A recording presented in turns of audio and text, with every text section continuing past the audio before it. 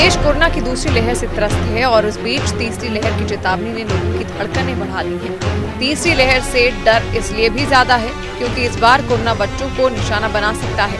ऐसे में दुनिया भर में बच्चों की वैक्सीन पर रिसर्च चल रही है। कनाडा और अमेरिका में बच्चों के लिए वैक्सीन को मंजूरी मिल चुकी है। अब भारत में भी कोरोना महामारी के खिलाफ लड़ाई में बच्चों के लिए आने वाले दिन में अच्छी खबर मिल सकती है। एक एक्सपर्ट समिति ने मंगलवार को 2 से 18 आयु वर्ग के लिए भारत बायोटेक की कोवैक्सीन के दूसरे और तीसरे चरण के लिए ट्रायल की सिफारिश की है। आधिकारिक सूत्रों के मुताबिक ये ट्रायल दिल्ली और पटना के एम्स और नागपुर स्थित मेडिट्रीना मेडिकल साइंस इंस्टीट्यूट समेत देश के कई स्थानों पर किया जाएगा।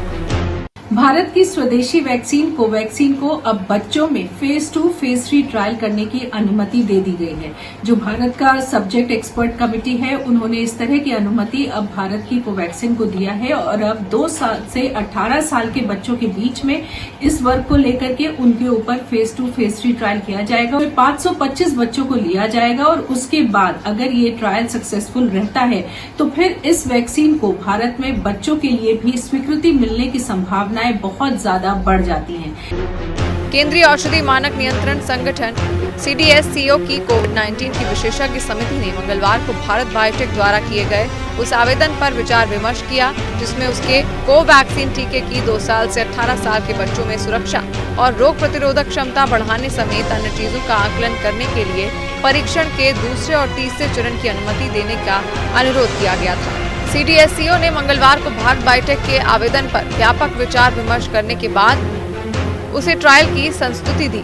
ऐसे में तीसरी लहर की चेतावनी से पहले बच्चों पर ट्रायल को मंजूरी देना बड़ा फैसला माना जा रहा है। SEC ने दूसरे और तीसरे चरण के ट्रायल की सिफारिश करते हुए ये शर्त भी रखी है कि भारत बायोटेक तीसरे चरण का क्लिनिकल ट्रायल शुरू करने से पहले दूसरे चरण की सुरक्षा संबंधी अंतरिम डाटा CDSCO को मुहैया कराएगी।